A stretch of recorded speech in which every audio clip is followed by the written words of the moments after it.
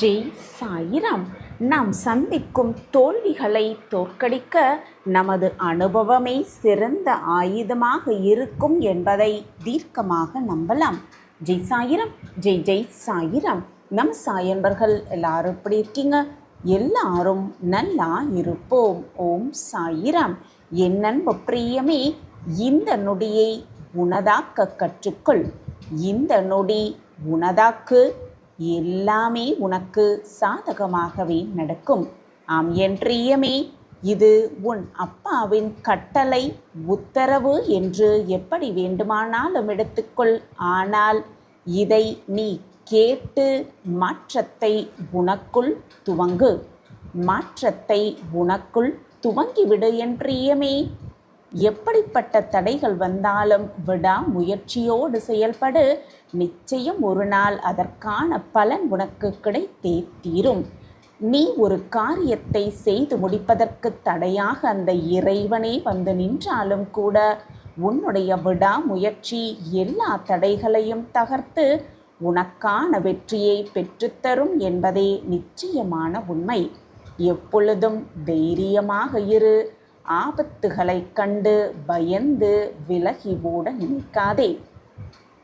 எப்படிப்பட்ட ஆபத்துகள் வந்தாலும் அதை தைரியமாக எதிர்கொள்ள கற்றுக்கொள் என் பிரியமே. அனுபவத்திற்கு மாற்று என்று இங்கு எதுவுமே இல்லை. ஆம் என் பிரியமே, உன்னுடைய கனவுகளை நீ நிஜமாக்கிக் கொள்ள தவறினால் மற்றவர்கள் அவர்களுடைய கனவுகளை நிஜமாக்கிக் கொள்ள உன்னை பயன்படுத்தி கொள்வார்கள் என்பதுதான் நிச்சயமான உண்மை. ஆம் என் பிரியமே, உன்னுடைய வெற்றியை உனதாக்கிக் கொள்ள எப்பொழுதுமே சில விஷயங்களை இரகசியமாக வைத்திருக்க பழகிக்கொள். சில விஷயங்கள் எப்பொழுதுமே இரகசியமாக இருக்கட்டும். உனக்குள் இருக்கும் தன்னம்பிக்கையை தட்டி எழுப்பு. விரைவாக எல்லாம் உனக்கு கிடைத்துவிடும். சில பேருக்கு விரைவாக வெற்றி கிடைத்துவிடும். சில பேருக்கு அது தாமதப்படும். சிலருக்கு வெற்றி கிடைக்க மிக மிக தாமதமும் ஆகும். இன்னும் சிலருக்கு வெற்றி என்பதே கிடைக்காமல் போய்விடும். கடுமையாகத்தான் உழைக்கிறோம், ஆனால் சில சமயங்களில் உழைப்புக்கு ஏற்ற பலன் கிடைப்பதில்லையே என்று வருந்துபவர்கள் நீயாகத்தானே இருக்கிறாய்.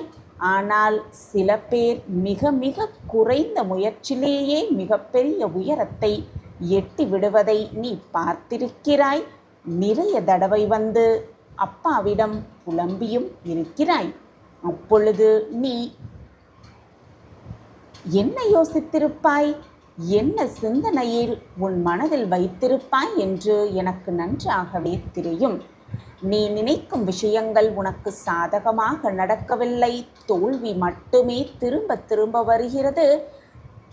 விரக்தியடைந்து எதையுமே செய்ய முடியாமல் விரக்தியின் உச்சத்திற்கே அடைந்து பலவீனமாக உணர்கிறாயா என் பிரியமே? பல சமயங்களில் பல முறை தோல்வியடைந்து மனமுடைந்தும் போகிறாயா?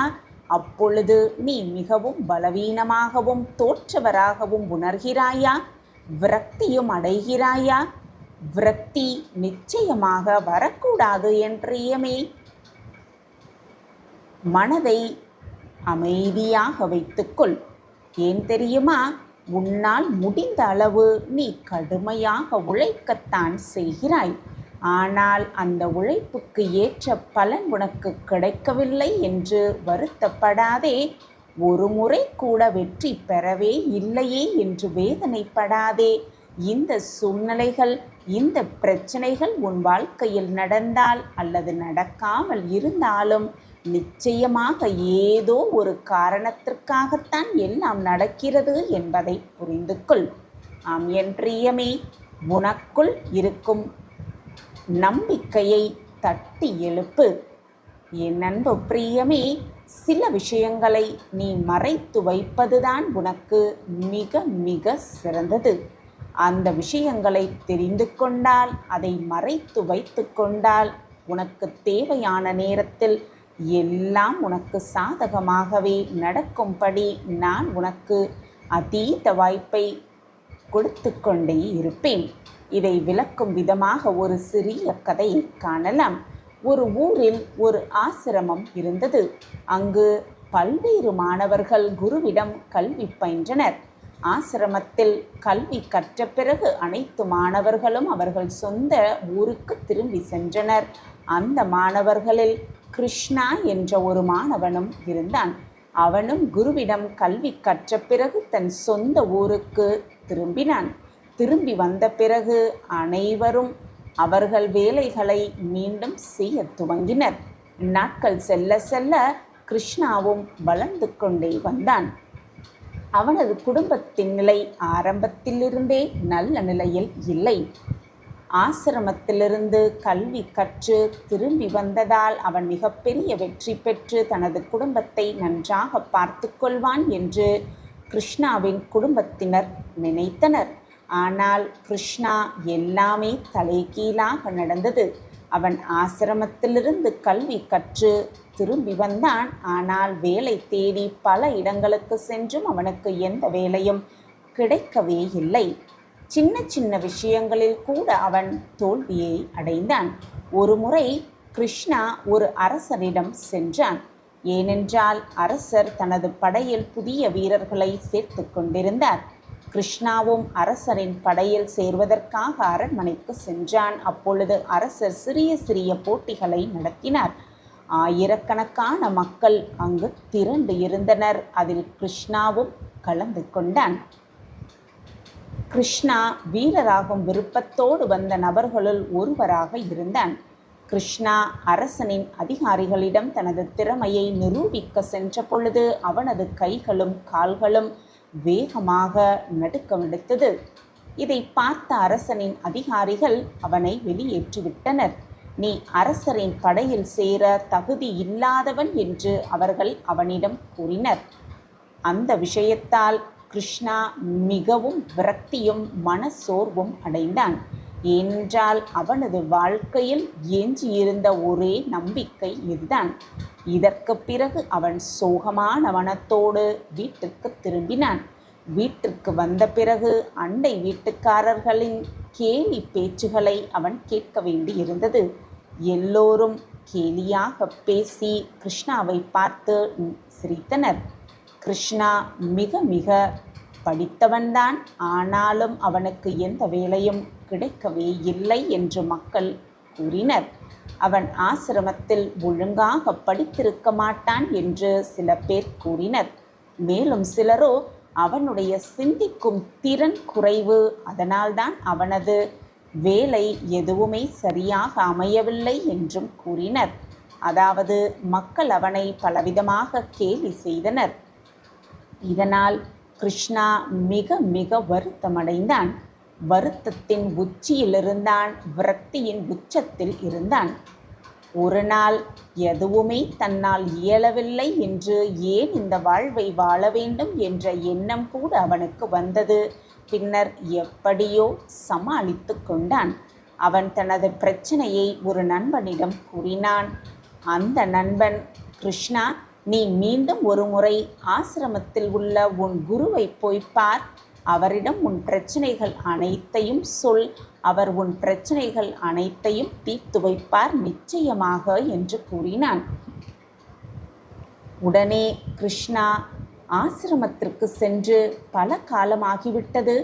குருஜி என்னை அடையாளம் காண்பாரோ என்று தெரியவில்லையே என்று முதலில் பயந்தான். ஆனால் எப்படியோ தைரியத்தை வரவழைத்து கொண்டு ஆசிரமத்திற்கு சென்றான் கிருஷ்ணன்.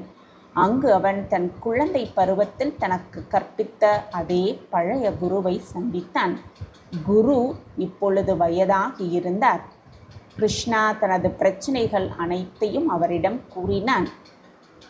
குரு மிக மிக அமைதியாக அவனுடைய பேச்சை அனைத்தையும் கேட்டார். கிருஷ்ணா குருவிடம், குருவே, நான் எங்கு சென்றாலும் தோல்விதான் அடைகிறேன். என்னால் எந்த பரீட்சையிலும் தேர்ச்சி பெற முடியவில்லை.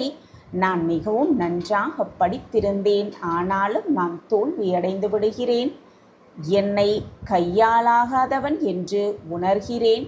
எந்த வேலையும் எனக்கு கிடைக்கவில்லை. என்னுடைய மனதில் பலவிதமான எதிர்மறை எண்ணங்கள் தோன்றிக் கொண்டே இருக்கிறது என்று கூறினான். அதற்கு குரு, கிருஷ்ணா, நான் உனக்கு ஒரு கதை மூலம் ஒரு பிரச்சனை அனைத்தையும் தீர்த்து வைப்பேன், கவனமாக கேள் என்று கூறினார் குரு. குரு கதை சொல்ல ஆரம்பித்தார். ஒரு காட்டில் ஆடு மேய்ப்பவன் ஆடுகளை மேய்த்து வந்தான். ஆடுகளை மேய்க்கும் பொழுது அவன் காட்டிற்குள் மிகவும் ஆழமாக சென்று விட்டான். அப்பொழுது அவனுக்கு ஒரு சிறிய சிங்கக்குட்டி கிடைத்தது. அது இன்னும் கண்களை திறக்கவே இல்லை. அவ்வளவு சிறியதான சிங்கக்குட்டி அது. சிறிய குட்டி அனைவருக்கும் பிடிக்கும் தானே. அது ஒரு சிங்கக்குட்டி என்று தெரிந்தும் அந்த ஆடு மேய்ப்பவன் அந்த சிங்கக்குட்டியை தூக்கி கொண்டு அதை ஆட்டுக்குட்டிகளோடு வளர்க்க துவங்கினான். அந்த சிங்கக்குட்டி மெதுவாக வளர்ந்தது. அது ஆடுக்குட்டிகளுடன் விளையாடியது. ஆடுகளைப் போலவே புல்லை மேய்ந்தது.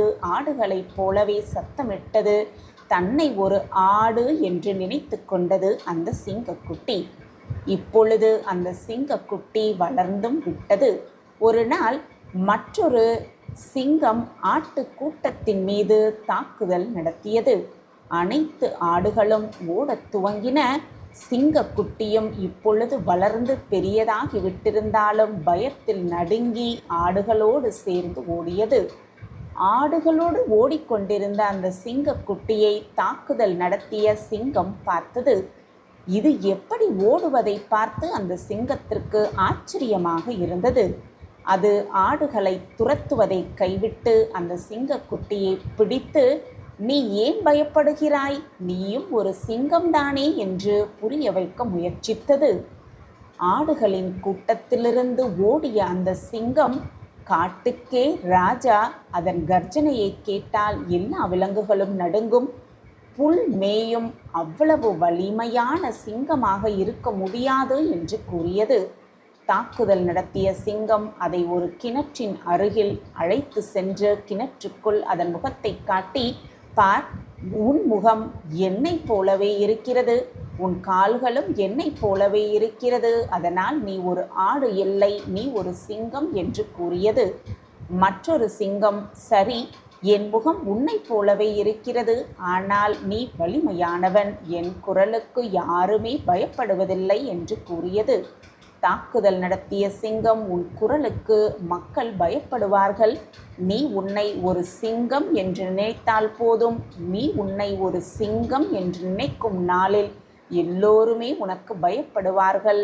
நீ உன் உள்ளிருக்கும் சக்தியை உணர்ந்து கொள்ள வேண்டும். நானும் ஒரு சிங்கம், என்னிடமும் சக்தி இருக்கிறது, நானும் காட்டுக்கு ராஜாவாக முடியும் என்று நீ முதலில் உணர வேண்டும். இந்த எண்ணம் உன் மனதிற்கு வரும் நாளில் நீ யாருக்குமே பயப்பட மாட்டாய். நீ பயந்ததற்கு காரணம், பயந்து ஓடியதற்கு காரணம், நீ உன்னை ஒரு ஆடு என்று நினைத்து கொண்டிருந்தாய். நீ உன்னை ஒரு ஆடு என்று நினைக்கும் வரை நீ ஓடிக்கொண்டேதான் இருப்பாய். ஏனென்றால் நீ குழந்தை பருவத்திலிருந்தே உன்னை ஆடு என்று நினைத்து கொண்டு உன்னை ஒரு ஆடாகவே கருத துவங்கிவிட்டாய். அதனால்தான் நீ பயந்து ஓடினாய். ஏனென்றால் குழந்தை பருவத்திலிருந்தே உன்னை ஒரு ஆடு என்றுதான் அனைவரும் நினைத்தார்கள். யாரும் உன்னை ஒரு சிங்கம் என்று அழைக்கவே இல்லை. அதனால்தான் நீ உன்னை ஆடு என்று நினைக்க துவங்கிவிட்டாய் என்று கூறியது சிங்கம். குரு கிருஷ்ணாவை, உன் வாழ்க்கையிலும் இதுதான் நடக்கிறது கிருஷ்ணா. உன்னிடம் அனைத்து தகுதிகளும் இருக்கிறது, ஆனால் நீயும் உன்னை ஒரு ஆடு என்று நினைத்து கொண்டிருக்கிறாய். இதற்கு முக்கிய காரணம், நீயும் இதை செய்ய முடியும் என்று யாரும் உனக்கு ஊக்கம் கொடுப்பதே இல்லை. உனக்கு எதிர்மறை சக்தியை மட்டுமே உன்னை சுற்றி இருப்பவர்கள் கொடுக்கிறார்கள். கிருஷ்ணா படிக்கவில்லை, கிருஷ்ணா தகுதியற்றவன், அதனால்தான் அவனுக்கு எங்கும் வேலை கிடைக்கவில்லை என்று உன்னை சுற்றி இருப்பவர்கள் கூறுகிறார்கள். உன்னுடைய நண்பர்களும் அண்டை வீட்டுக்காரர்களும் தோல்வி பயத்தை உன் மூளையில் நிரப்பிவிட்டார்கள். குழந்தை பருவத்திலிருந்தே அவர்கள் உன்னை தகுதியற்றவன் என்று கூறி உன்னை தகுதியற்றவனாகவே நினைத்து வருகிறார்கள். இதனால் உன்னுடைய மனநிலை தகுதியற்றது போலவே ஆகிவிட்டது. நீ சிறையில் அடைக்கப்பட்டது போல் ஆகிவிட்டாய். நீ தகுதியற்றவன், தோல்வியடைந்தவன் என்று நீண்ட காலமாக யாராவது சொன்னால் உன்னுடைய மூளை உண்மையில் தகுதியற்றதாகி தோல்வியடைந்ததாகவே ஆகிவிடும். அவர்கள் பலவீனமானவர்களாகவும் கையால் ஆகாதவர்களாகவும் உணரத் தொடங்குகிறார்கள். அதே போலத்தான் நீயும் உணர்கிறாய் என்று குரு சொன்னார். இந்த உலகில் ஊக்கமளிக்கும் மக்கள் மிக மிக குறைவு. உன்னை சுற்றியுள்ள மக்கள் உனக்கு எதிர்மறை சக்தியை மட்டுமே தருகிறார்கள். நீ வாழ்க்கையில் வெற்றி பெறாமல் ஒரு ஆடாகவே இருக்க வேண்டும் என்று அவர்கள் விருப்பப்படுகிறார்கள். ஏனென்றால் அவர்கள் உன்னை ஒரு ஆட்டை போலவே வளர்க்க விரும்புகிறார்கள். நீ ஒரு சிங்கமாகிவிட்டால் நீ அவர்களை சாப்பிட்டு விடுவாய் என்று அவர்களுக்கு பயம் இருக்கிறது. ஏனென்றால் சிங்கத்தை பார்த்தால் எல்லோருக்கும் பயம்தானே வரும். நீ வாழ்க்கையில் முன்னேறி விடுவாய் என்று அவர்களுக்கு பயம் இருக்கிறது. வாழ்க்கையில் யாராவது முன்னேறினால் முதலில் அண்டை வீட்டுக்காரர்களுக்குத்தான் வருத்தமும் துன்பமும் உண்டாகும். வெற்றி பெறுவதற்கு முன்பு முதலில் உனக்குள் நீ மாற்றங்களை கொண்டு வா. உன்னை ஒரு சிங்கம் என்று நினைக்க முயற்சி செய். நீ உன்னை சிங்கம் என்றும் தகுதியானவன் என்றும் நினைக்க துவங்கும் நாளில் உனக்கு உன் மீது நம்பிக்கை வந்துவிடும். நீயாகவே வெற்றி காண்பாய், வெற்றி பெறுவாய் என்று குரு சொன்னார்.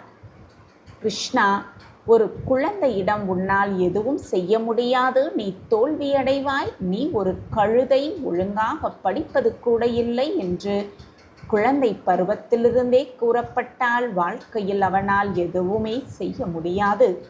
இந்த விஷயங்கள் அனைத்தும் அவனை ஒரு ஆடாகவே மாற்றிவிடும். ஏனென்றால் அவன் குழந்தை பருவத்திலிருந்தே ஆடாக நினைக்க துவங்கி விடுவான். இங்கு ஆடு என்றால் அவன் தன்னை பலவீனமாகவும் கையால் ஆகாதவனாகவும் நினைக்க துவங்குகிறான். வாழ்க்கையில் அவனால் வெற்றி பெறவே முடியாது என்ற நினைப்பும் வந்துவிடும். சுற்றி இருப்பவர்கள்தான் பலவீனமாக்குகிறார்கள். குழந்தை பருவத்திலிருந்தே அவன் மூளையில் நீ ஒரு சிங்கம், உன்னால் முடியும், உனக்குள் நிறைய சக்தி இருக்கிறது, உனக்குள் நிறைய தைரியம் இருக்கிறது, எந்த சக்தியாலையும் உன்னால் வெற்றி பெறவிடாமல் தடுக்க முடியாது என்று கூறப்பட்டால் உண்மையில் அவன் வெற்றி பெறுவான். யாராலும் தடுக்கவே முடியாது. அவன் மூளையில் வெற்றி பெற வேண்டும் என்று பதிந்து விடுகிறது. முதலில் உன்னுடைய மனதை நேர்மறையாக மாற்று. அதற்கு பிறகு மெதுவாக உனக்கான வெற்றி பாதைகள் திறக்கப்படுவதை நீயே உணர்ந்து கொள்வாய் என்று குரு மேலும் கூறினார். கிருஷ்ணா, இதை இன்றே துவங்க வேண்டும். நீ இதை இன்றே துவங்கினால் மிக விரைவிலேயே அதனுடைய விளைவுகளை காண்பாய் என்று குரு கூறி முடித்தார். கிருஷ்ணா தனது குருவின் பாதங்களில் விழுந்து வணங்கி ஒரு புதிய நேர்மறை ஆற்றலோடு ஆசிரமத்திலிருந்து தனது வீட்டிற்கு திரும்பினான். 2 மாத பயிற்சியினால் முதலில் அவன் தன்னுள் இருக்கும் பயத்தை நீக்கினான், நேர்மறை ஆற்றலால் நிரப்பினான். ஒரு நாள் அரசனின் வீரர்கள் அவனது கிராமத்திற்கு வந்து கூறினார்கள், அரசனின் படையில் சில புதிய வீரர்கள் தேவைப்படுகிறார்கள். படையில் சேர விரும்புபவர்கள் சரியாக 5 நாட்களுக்கு பிறகு அரண்மனைக்கு வந்து தங்கள் தகுதியை நிரூபித்து படையில் சேரலாம் என்று கூறினார்கள். சரியாக 5 நாட்களுக்கு பிறகு கடுமையான பயிற்சியின் பிறகு கிருஷ்ணா தனது தகுதியை நிரூபிக்க அரண்மனைக்கு சென்றான். இந்த முறை அரசனின் வீரர்கள் அவனை பார்த்த பொழுது அவனிடம் ஒரு வித்தியாசமான திறமையும் நேர்மறை ஆற்றலும் தெரிந்தது. அவன் முன்பு போல் பயப்படவில்லை. இந்த முறை கிருஷ்ணா தனது அனைத்து தேர்வுகளிலும் தேர்ச்சி பெற்றான். அவனும் அரசனின் படையில் சேர்க்கப்பட்டான். கிருஷ்ணா குடும்பத்தினருக்கு இது தெரிந்ததும் அவர்கள் அனைவரும் மிக மிக மகிழ்ச்சியடைந்தார்கள். குருவின் மூலம் தெரிந்து கொண்ட இந்த விஷயங்கள் நமக்கு கிடைத்த ஒரு வரத்தை போன்றது. சில விஷயங்கள் நமக்குள் இருக்கும் விஷயத்தை நாம் தான் முதலில் தட்டி எழுப்ப வேண்டும். நம்பிக்கையை தட்டி எழுப்பினால், விடாமுயற்சியோடு செயல்பட்டால் முடிக்க முடியாத காரியம் என்று இந்த உலகத்தில் எதுவுமே இல்லை. ஆம் என் பிரியமே, நீ கொடுக்கும் உழைப்பு என்றும் உனத்தாகதாக இருக்க வேண்டும். சரியாக வருமா வராதா என்று ஒரு செயலை செய்ய துவங்குவதற்கு முன்பு 1000 முறை கூட யோசி. அதில் தவறு இல்லை.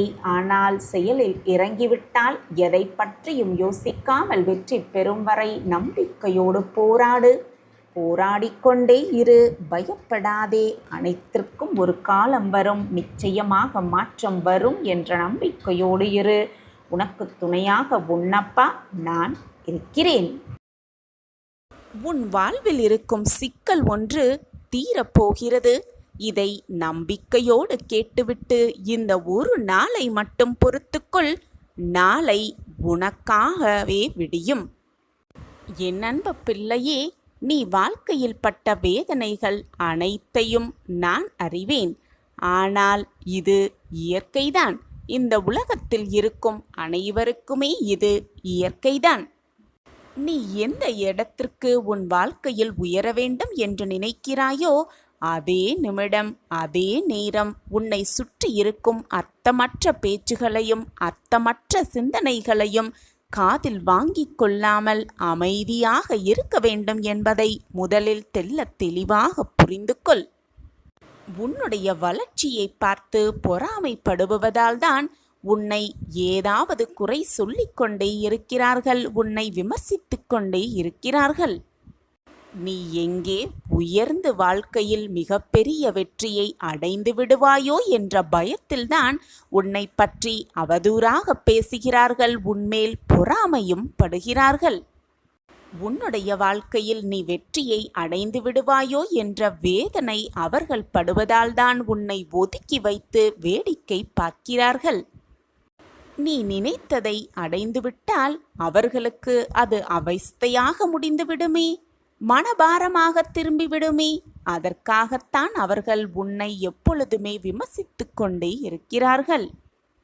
அதனால்தான் நித்தம் நித்தம் இரவும் பகலும் உன்னை பற்றியே சிந்தனை செய்து கொண்டு உன் வாழ்க்கையை எப்படி சீர்குலைக்கலாம், உனக்கு எப்படி சிக்கல்களை கொடுக்கலாம் என்பதை பற்றி மட்டுமே சிந்தனை செய்து கொண்டு அவர்கள் வாழ்க்கையை அவர்கள் கெடுத்து கொண்டிருக்கிறார்கள், வீணடித்து கொண்டும் இருக்கிறார்கள். அவர்களுக்காகவா நீ பயப்படுகிறாய்? அவர்களுக்காகவா நீ வருத்தப்பட்டு கொண்டிருக்கிறாய்? அவர்களை நினைத்து ஏன் உன் வாழ்க்கையில் உனக்கு கிடைக்கப் போகும் வெற்றியை தள்ளி போட்டு கொண்டிருக்கிறாய்? இவர்களின் பேச்சிற்காகவா, அவர்கள் கொடுக்கும் சிக்கலுக்காகவா உன் வாழ்க்கையை நீ துளைத்து கொண்டிருக்கிறாய்? ஒதுக்கிவிடு என் பிள்ளையே. அவர்களையும் அவர்கள் பேச்சையும் முதலில் ஒதுக்கிவிட்டு உனக்கான வெற்றியை நீ தேடிக்கொண்டே இரு, முன்னேறிக்கொண்டே இரு, போராடிக்கொண்டே இரு. உனக்கான வெற்றி நிச்சயமாக உன்னை வந்து சேரும். உன் வாழ்க்கையில் இருந்த சிக்கல்களெல்லாம் உன்னை விட்டு விலகி நன்மை உன்னை வந்து சேரும். நான் அதை உனக்காகவே சேர்த்து வைப்பேன். இந்த ஒரு நாளை மட்டும் பொறுத்துக்கொள். நாளை உனக்காகவே விடியல் விடியும். உன் வாழ்க்கையில் எத்தனை துயரங்கள் வந்தாலும் எத்தனை சிக்கல்கள் வந்தாலும் பொறுத்துக்கொள் என் பிள்ளையே. நீ மட்டுமல்ல, நானும் என் வாழ்க்கையில் எத்தனை கஷ்டங்களை தாண்டிதானே வந்திருக்கிறேன், கஷ்டங்களை பார்த்துதானே வந்திருக்கிறேன், சிக்கல்களை எல்லாம் கடந்துதானே வந்திருக்கிறேன். ஒரு கல்லானது அத்தனை வலிகளையும் தாங்கிக் கொண்டால்தானே அழகான சிலையாகவே வர முடியும். அதே போல உனக்கான வடிவம் கிடைக்கும் வரை உனக்கான சிக்கல்கள் அனைத்தையும் நீ பொறுத்துக்கொள் பிள்ளையே. சில நாட்கள்தான் பொறுத்து கொண்டால் வாழ்வு மிக பிரகாசமாகவே இருக்கும். பொறுமையோடு இருந்தால் அதற்கான பதில் நிச்சயமாக கிடைக்கும். பொறுமைக்கான தீர்வு நிச்சயமாக பிறக்கும். ஆனால் கவலைப்படாதே. உன்னுடைய சிக்கல்கள் எல்லாம் தீர்ந்த பிறகு, உன்னுடைய துன்பங்கள் எல்லாம் உன்னை விட்டு விலகிய பிறகு நீ அந்த நிலவைப் போல மிக அழகாக பிரகாசிப்பாய். உன் வாழ்வும் மிக அழகாகவே பிரகாசமாகவே இருக்கும். உனக்கு சிக்கல் கொடுத்தவர்கள், உன்னை வேதனைப்படுத்த வேண்டும் என்று நினைத்தவர்கள் எல்லாமே உன்னுடைய வளர்ச்சியை பார்த்து கையேந்தி நிற்பார்கள். உன்னிடம் அண்ணாந்து பார்ப்பார்கள் உன் வளர்ச்சியை பார்த்து. அதுவரை பொறுத்துக்கொள் என் பிள்ளையே. இப்பொழுதும் நான் உனக்கு தீர்க்கமாக சொல்கிறேன், நீ உருக்குலைந்து போகவில்லை, உருவெடுக்கப் போகிறாய். பிரம்மாண்டமாக உருவெடுக்கப் போகிறாய். உன் சிக்கல்கள் அனைத்தையும் நான் தீர்த்து வைக்கப் போகிறேன். உன்னுடைய வாழ்க்கையை நான் செதுக்கிக் கொண்டிருக்கிறேன். அழகிய சிற்பமாக நீ உன் வாழ்வில் உருவெடுக்கப் போகிறாய். உனக்கான நேரம் வந்துவிட்டது. நீ பிரம்மாண்டமாக உருவெடுக்கும் நேரம் நெருங்கிவிட்டது. அதை நான் உனக்கு மீண்டும் மீண்டும் நினைவுபடுத்திக் கொண்டே இருக்கிறேன். நீ என்னிடம் கேட்டது உனக்கு கொடுக்கும் நேரம் இந்த நொடி முதல் ஆரம்பமாகிறது. என்மேல் முழுமையாக நம்பிக்கை வைத்திருக்கும் என் பிள்ளையே, உனக்கு கொடுக்காமல், உனக்கு செய்யாமல் நான் வேறு யாருக்கு செய்ய போகிறேன்? உன் சாயப்பா உன்னோடு இருக்கும் வரை நீ எதற்காக பயப்பட்டு கொண்டே இருக்கிறாய்? உனக்கான ஒரு விஷயம் தாமதமாக கிடக்கிறது என்றால் அது உனக்கான நிறைவான விஷயமாய் மாறப்போகிறது என்றுதான் அர்த்தம். இது உன் மனதிற்கு எப்பொழுது தெள்ளத் தெளிவாக புரிகிறதோ அப்பொழுது உன் வாழ்வில் எல்லாமே உனக்கு சுகமாகவே நடக்கும்.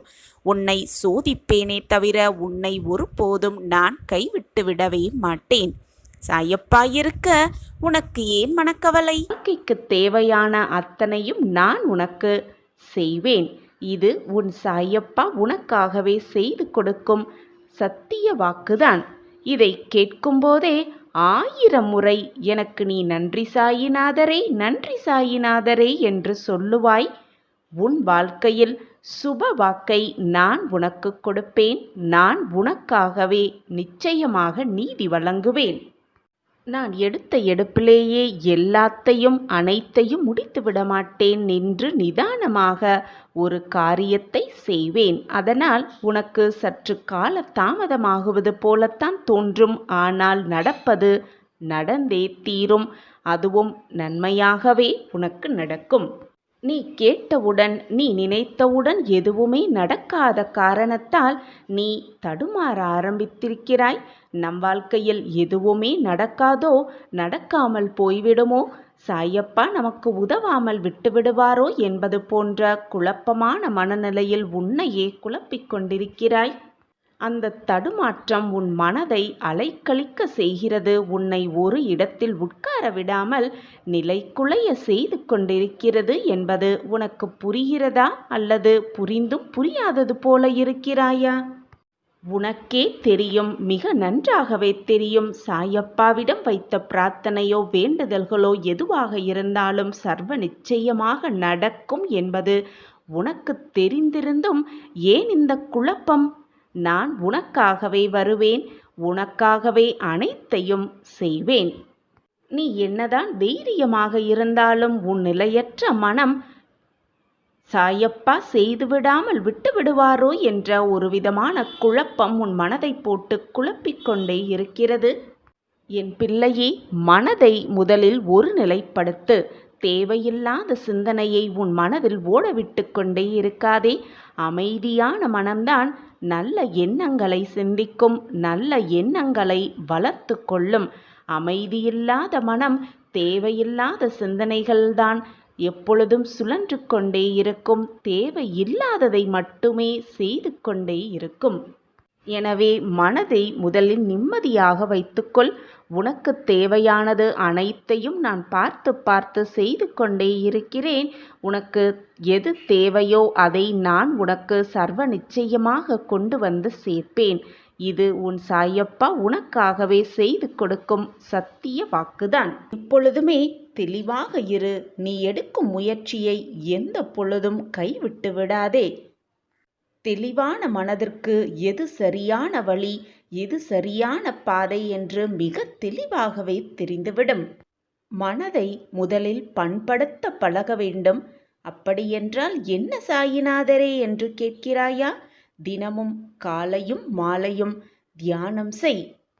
நேற்றைய பொழுது முடிந்துவிட்டது, இன்றைய பொழுதை எவ்வளவு பயனுள்ளதாக மாற்றமைக்க முடியும் என்று சிந்தனை செய்வதால் நம் வாழ்வில் நிம்மதிக்கு எப்பொழுதும் பஞ்சமே இருக்காது, மகிழ்ச்சிக்கு எப்பவும் பஞ்சமே வராது.